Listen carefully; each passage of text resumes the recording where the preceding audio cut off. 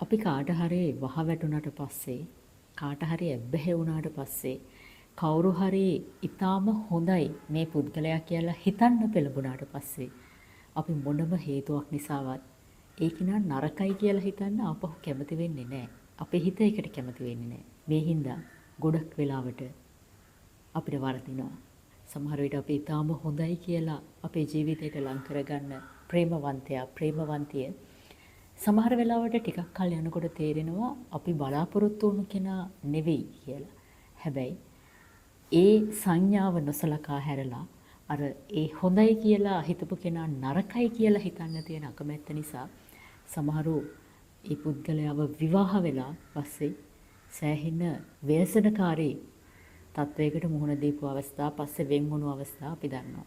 ඒ වගේම සමහර වෙලාවට අපේ ඊටාම පැහැදිලා අපේ ඡන්දෙ දීපු දේශපාලඥයෝ බලයට ආවට පස්සේ ඒගොල්ලන් කරන කියන දේවල් ඊටාම නරක වුණත් අපි සමහර වෙලාවට ගොඩක් දෙනෙක් පිළිගන්න කැමති නෑ ඒගොල්ලන් නරකයි කියලා.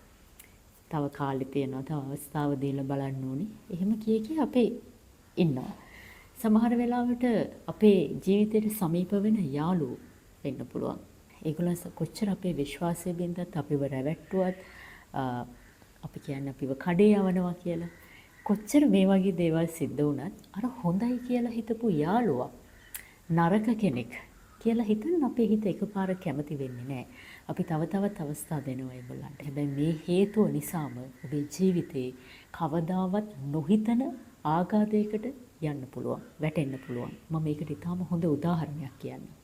අපි අඟුලිමාල මහරහතන් වහන්සේ ගැන කතා කරාට අහිංසක අඟුලිමාල උනේ ගුරු පඬුරු පූජා කරන්න ගිහිල්ලා කියලා කිව්වට අර කනට ඇහෙන දේ කියනවා මිසක් ඇත්තටම අඟුලිමාල මහරහතන් වහන්සේගේ කතාව ගොඩක් දෙනෙක් දන්නේ නැහැ හරියට. සවැත් නුවර කොසල් රජතුමාගේ කාලේ කොසල් රජතුමාගේ අග්‍ර පුරෝහිතයෙකුගේ බිරිඳකට දාව තමයි මේ දරුවා ඉපදෙන්නේ. ਉਹ ඉපදෙන්න කලින් දවසේ මධ්‍යම රාත්‍රියේ මුළු සවැත් නුවරම අවයායුධ දිලිසෙනවා. එතකොට මේ පුරෝහිතයා දැනගන්නවා මේකට හේතුව මේ ඉපදෙන්නේ නම ඇහුවත් බය වෙන්න පුළුවන් જાතියේ කොල්ලෙක් පුත්‍රයෙක් කියලා. පුරෝහිතයා රජතුමාට පහවදා ඇවිල්ලා කියනවා රජතුමනි පුත් කුමාරයා මගේ තමයි. හැබැයි මේක ඉපදුනොත් නම ඇහුවත් බය හිතෙන තරමට මේ මුළු සවැත් නුවරම මිනිස්සු ඝාතනය කරනවා. ඒ හින්දා මේ ළමයා ඉපදුනාට පස්සේ ඉපදෙන්න ඇරලා අපි මරලා දාමු කියලා.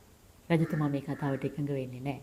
රජතුමා කියනවා හරි එහෙම සලකුණක් නම් තියෙන්නේ අපි එහෙම නොවන තැනට වැඩ කරමු කියලා තමයි මේ දරුවා උපදින්න කලින්ම නම තීරණය කරන්න ඊට ප්‍රතිවිරුද්ධව අහිංසක කියලා.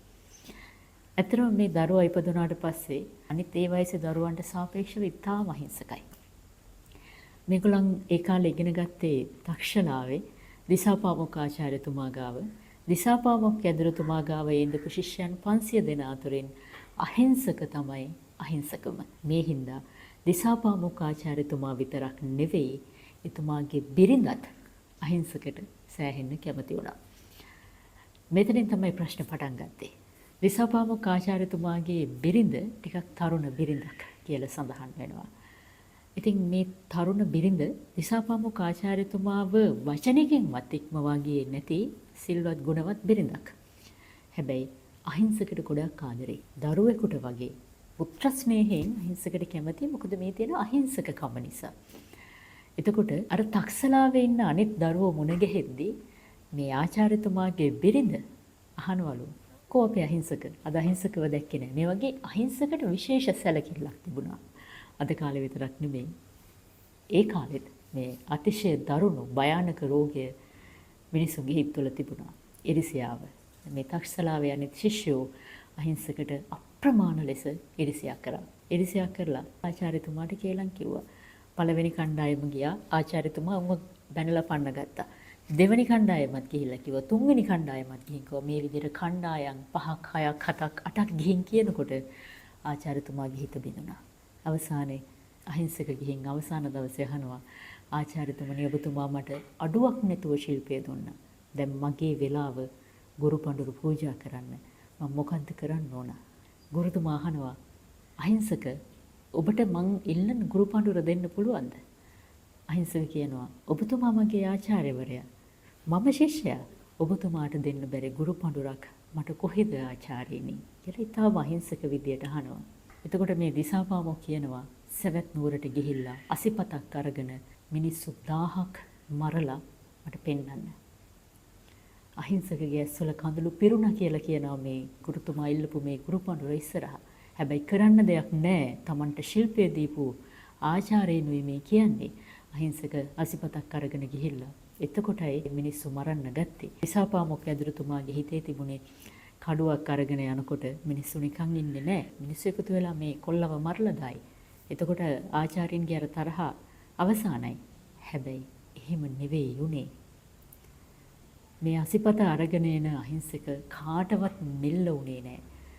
නියම් ගම් පිටින් මිනිස්සුන්ව විනාශ කරා කියලා කියනවා. එක නියම් ගමකට ගිහිල්ලා වැදුනාම ඒ මුළු නියම් ගමේම ජීවත් වෙච්ච මිනිස්සු මරලා එළියට ආවේ කියලා ධර්මයේ සඳහන් වෙනවා. එතකොට මුලදි කරේ අර මිනිස්සු ගණන් කරගන්න ඕනේ හින්දා මරණ මිනිස්සුන්ගේ ඇඟිල්ලක් කපාගෙන ගස්බෙන එක රඳවලා ගියා කියලා කියනවා. හැබැයි එනකොට ඇඟිලි ටික සත්තු අරගෙන ගිහිල්ලා. ඊට පස්සේ තමයි ඇඟිල්ලක් කපලා ඒ ඇඟිලි වලින් මාලයක් හදලා බෙල්ලේ දා ගන්න පටන් ගත්තේ. එතනින් පස්සේ අහිංසක අඟුලිමාල උනේ. එතකොට අවසානයේ මේ කතාව ආරංචි වෙනවා අහිංසක බිහි කරපු මෑණියන්ට. අම්මට දරාගෙන ඉන්න බෑ. අම්මා දන්නවා කොයි වෙලාවක හරි මිනිස්සු එකතු වෙලා මේ දරුවව මරලා දානවා. ඒ වෙනකොටත් කොසල් රජතුමා සංවිධානය වෙලා හිටියේ සිවුරංග සේනාවම අරගෙන ගිහිල්ලා හරි මේ මිනි මරුවව ඉවරයක් කරනවා කියලා. මේක අම්මා දැනගන්නවා. දැනගෙන අර අම්මා පුත්‍ර ස්නේහයෙන් යනවා අඟුලිමාලගේ ඉස්සරහට. හැබැයි ඒ අම්මා හැම යන්න හිතනකොටම මේ කාරණාව පේනවා තථාගත බුදුරජාණන් වහන්සේට.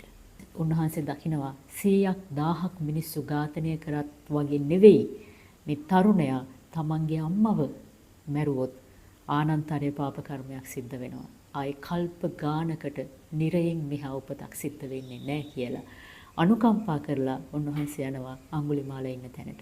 දෙතිස් මහා පුරුෂ ලක්ෂණ වලින් බබලන බුදුරජාණන් වහන්සේ දැක්කහම වෙන කෙනෙක් නම් පැහැදෙනවා. අඟුලිමාල පැහැදුනේ නැහැ. අඟුලිමාල දැක්කේ තවත් එක ඇඟිල්ලක් කපා ගන්න මිනිස්සෙක් විදියට විතරයි. අඟුලිමාල අසිපත දරාගෙන බුදුරජාණන් වහන්සේගේ ඉස්සරහට එනකොට බුදුරජාණන් වහන්සේ 이르දීන් අදිෂ්ඨානයක් කරනවා අඟුලිමාලට Tamanට කිට්ටු වෙන්න බැරි විදිහට. උන්වහන්සේ ඒ 이르දි ප්‍රාර්ථනාවත් එක්ක උන්වහන්සේ පාත්‍රයේ අතේ දරාගෙන ඊටාම හෙමින් සංසුන් ගමනින් වඩිනවා පාරේ.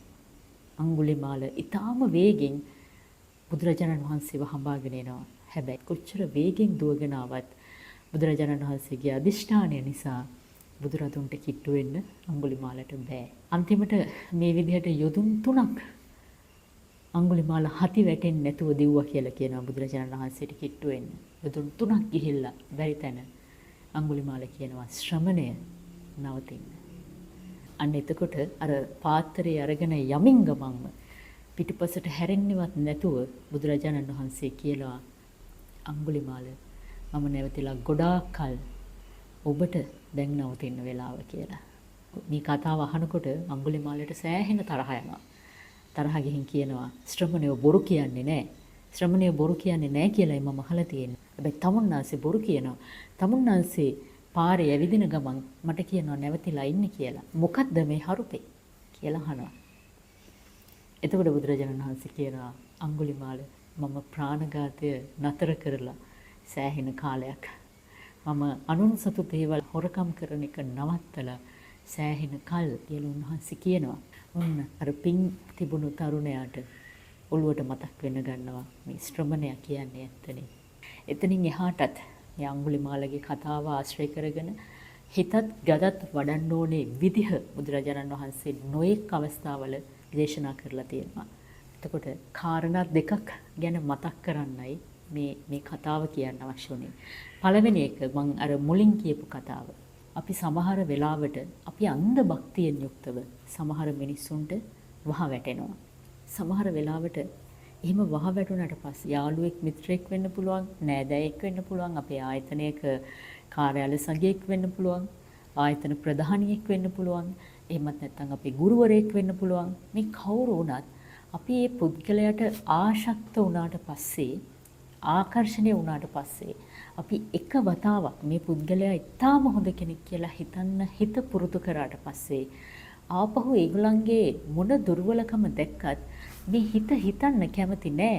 ඒ මනුස්සයා සත්පුරුෂයෙක් නෙවෙයි කියලා. ඒ කෙනා ආශ්‍රයයට නුසුදුසු කෙනෙක් කියලා. ඒ මුලාව නිසා සමහර වෙලාවට අපිටත් අහිංසකට සිද්ධ වෙච්ච දේම සිද්ධ වෙනවා. අපි දරුණු මිනිමරුව වෙලා නැති වුණාට අපිට ඒ වගේ වැරදි නරකයි කියලා පේන තියෙන මිනිසුන්ගෙන් ඈත් වෙන්න හිත අකමැති වුණු හින්දා මේ වෙනකොට ජීවිතේ කොච්චර දේවල් අහිමි වෙලා තියෙනවද, කොච්චර වැරදි අපි අතින් වෙලා තියෙනවද, අපි කොච්චර මුලා වෙලා තියෙනවද කියලා මම හිතන්නේ මේ කතාව ඇහෙනකොට ඔබට මතක් වෙන්න ඕන. ඒ හින්දා අපි කියනවා අපිට රෙඩ් ෆ්ලැග්ස් කියලා අපි ගොඩක් වෙලාවට කියන්නේ මේ රෝමාන්තික සම්බන්ධතාවල, romantic relationships වල අපිට අර එන signals වලටනේ අපි red flags කියලා කියන්නේ.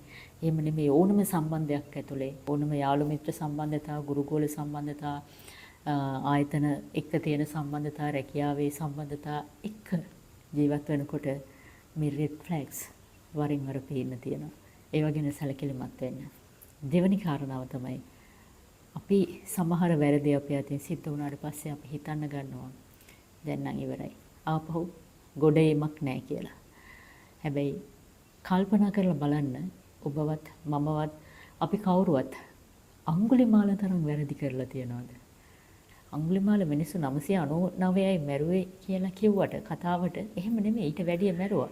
අර මුලදී ඇඟිලි කුණු වෙලා වීසි කරපු මිනිස්සු ගාන කීයද කියන්නේ අපි දන්නේ නැහැ.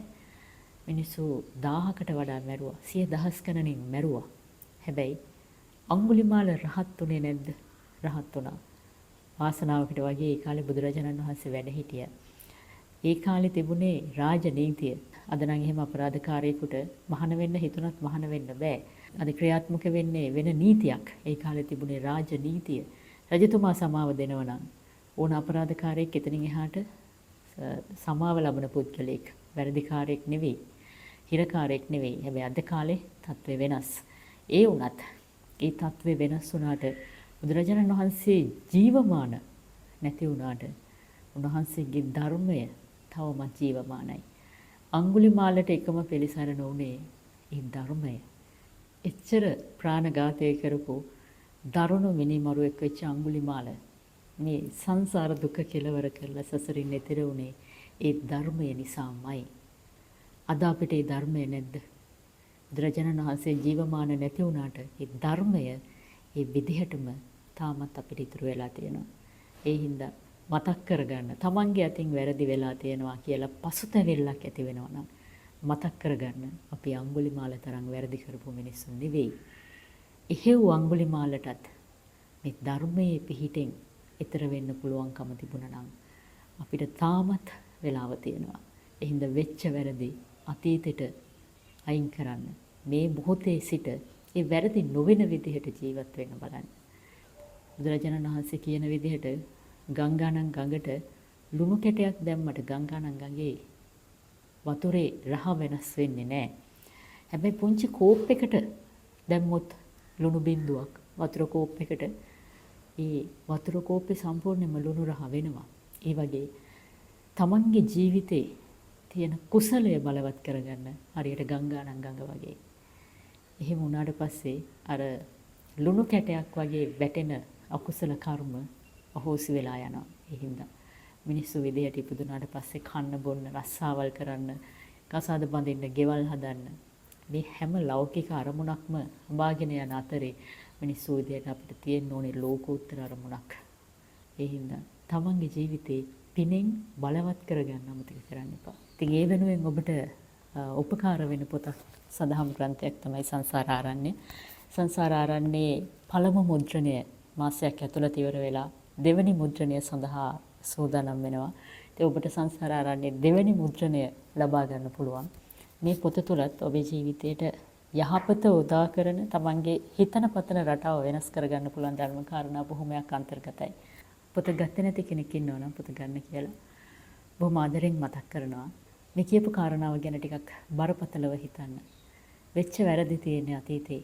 අපි වැරදි කරන්නත් කාලයක් නාස්ති කරා. දැන් මේ වැරදි ගැන හිත හිත පසුතැවෙන්න. මේ ක්ෂණ සම්පත්තිය ඇති කරගන්න තියෙන මේ මොහොත නැති කරගන්න එපා. පුළුවන් තරම් මේ මොහොතේ සිහිය පවත්වා ගන්න. ජීවිතය පිනින් පුරවා ගන්න. අපිට තියෙන පිළිසරණ එච්චරම තමයි.